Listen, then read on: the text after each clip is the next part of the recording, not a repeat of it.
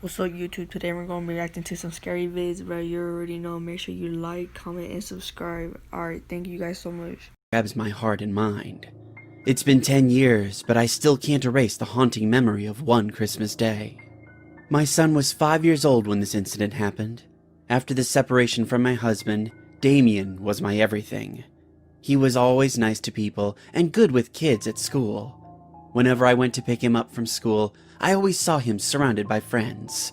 I was happy to see him fitting in nicely with groups. The week before Christmas, Damien's school staged a children's play.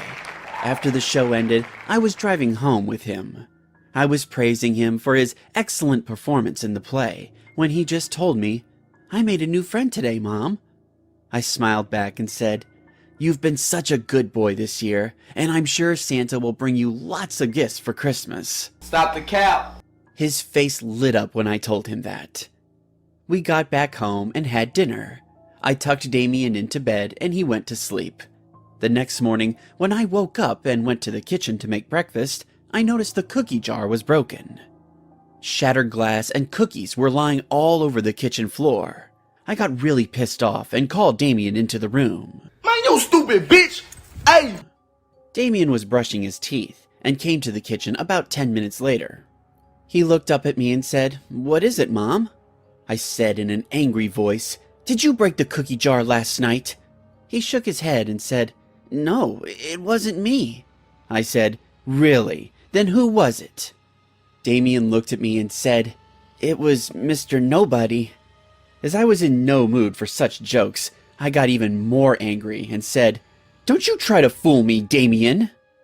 Damien started to sob and said, "I am telling the truth, Mom. I told you I made a friend yesterday. He said his name was Mr. Nobody. He was the one who broke the cookie jar last night." Stop the cap! Then he started to cry. I picked him up into a big hug and decided to drop the issue.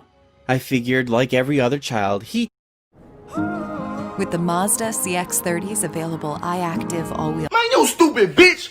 Hey! drive, you'll too had an imaginary friend, and due to the fear of being grounded, he was just making up a story. Christmas was now 2 days away.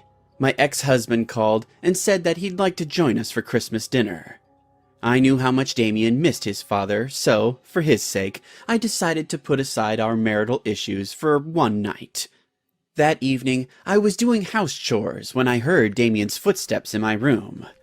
"Damien, how many times have I told you not to play in my room?" I screamed out loudly. I could see a shadow moving on the wall opposite my bedroom door. I rushed to the corridor to scold Damien. I was about to peek inside when I heard Damien's voice from behind me. "Mom, I'm hungry." I was shocked and absolutely terrified at the same time. I slowly walked towards him and said, "Did you go into my room?" But Damien said, "No, I was in my room," and did something really creepy. He looked over my shoulder as if someone was standing behind me. I immediately turned around, but didn't see anyone there. Later on, I checked my room and the entire house, but all the doors and windows were already locked. Also, there was no sign of any forced entry. I got really worried this time and noticed weird things happening around the house. I started decorating the house as Christmas was knocking on the door. But sometimes I noticed things being misplaced from their positions. Like, if I kept a lamp beside the porch in the living room and left for a few minutes, I always ended up finding it in the corner of the wall. Damien was too small to lift such a heavy lamp, and there was no one else in the house. One night, I went to the kitchen to get a glass of water and thought to check on Damien on my way back. As I got close to his door, I heard his voice talking. He was speaking to someone. He talked in a very low voice, but I could still hear him. Damien was saying, "You can't walk around the house at night like this. If Mom sees you, she won't let you stay with us." Hey yo, what the fuck? I immediately entered his room, thinking someone broke into our house, but there was no one inside. Damien was sitting on his bed nervously. I asked him, "Who were you talking to?" He looked towards his closet and then looked back at me. I said in a tensed voice, "Damien, you are scaring me now. Is there anyone in your room?" He still didn't say anything and just kept staring at me. I went to the closet and opened the door with my trembling hand. There was no one inside. I heaved a sigh of relief and scolded Damien for staying awake so late. I tucked him into bed and went to bed myself. I couldn't sleep that night. Damien's weird behavior had me worried. The next day was the day before Christmas, so I decided to take Damien to the mall to let him buy things for decorating the Christmas tree. We had a fun time, and I bought him some ice cream. On our way back, I asked Damien, "How's your friend, Damien?" He said, "Which friend, Mom?" I said in a hesitated manner, "Your new friend, Mr. Nobody." Damien's face turned sad, and he said, "I don't think we're friends anymore, Mom." I asked, "Why is that?" He replied, "He doesn't listen to me. Also, I feel scared of him." I was really quite shocked to hear him talk about his imaginary friend as if it were real. After getting back home, I told Damien, "What does Mr. Nobody look like, Damien?" He went to his room and brought me a drawing he had made. When I looked at the first page, I saw a very creepy figure. Damien drew himself on the bed, and there was a thin, triangle-faced man standing beside him. Oh, hell no! The man had a huge smile on his face, like someone had cut his mouth from one ear to the other. His eyes were huge, and his eyeballs were blood red. The picture disturbed me to the core. I turned to Damien and said, "How did you meet this guy?" He said Mr. Nobody came to watch him play and asked to come to our house with him. I felt goosebumps on my skin.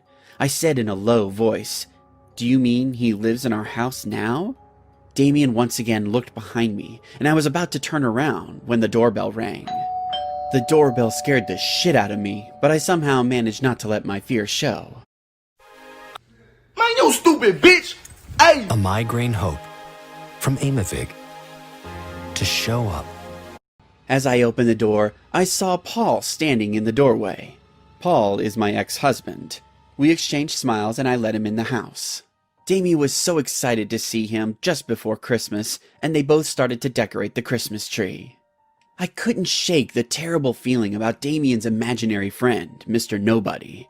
After dinner, as Damien was put to sleep, I told Paul about all of this.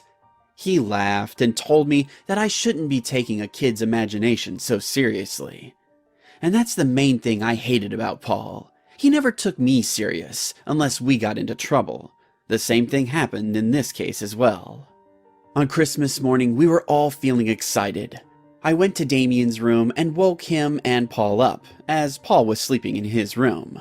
We all came to the living room and witnessed a shocking scene. The Christmas tree was in complete ruins. It seemed like someone scratched it with something sharp and pointy. The toys and ornaments we hung on the tree were all scattered all over the floor. Paul and I both knew it wasn't Damien. But Damien started to cry and said, "Trust me, Mom, it's Mr. Nobody. He broke the Christmas tree." I didn't know what was going on. Neither did Paul. We calmed down our son and started to rearrange the decorations once again. Around 6 o'clock that evening, we had everything back the way it was before. I cooked a delicious dinner, and Damien got excited opening his Christmas presents, which were filled with toys and candies. And Damien started smiling again. Damien was watching the Christmas Day parade on the television, while Paul and I sat at the kitchen table, quietly with our glasses of wine.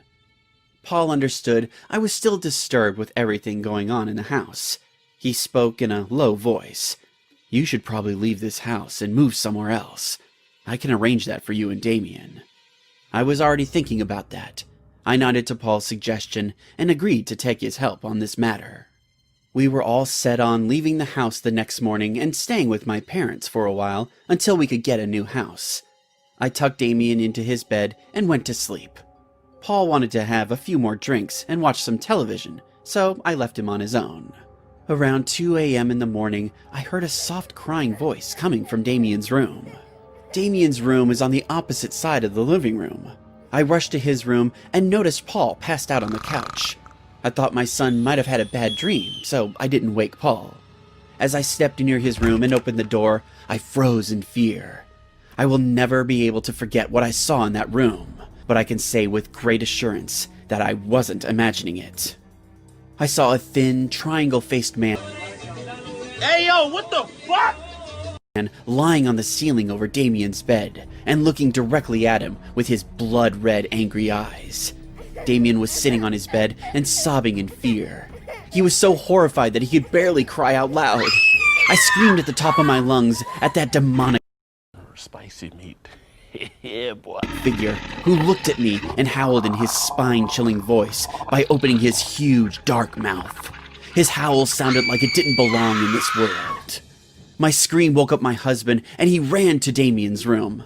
By then, I had already grabbed my son and came out of the room. I said in a crying voice, "Get us out of here! I don't want to be in the house for another second!" We all got out of the house immediately and stayed the night at a nearby motel.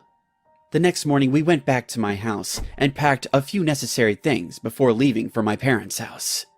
I left Damien inside the car because I didn't want him to step inside this house ever again. As we got into the car, after getting everything from the house, Paul started the engine. Damien was sitting behind me. He looked back at the house and said, "Look, Mom, Mr. Nobody is waving goodbye to us. He's got a smile back on his face." I don't know who this Mr. Nobody was, but my mother said it might have been a demonic spirit who followed my son home. We took Damien to a psychiatrist.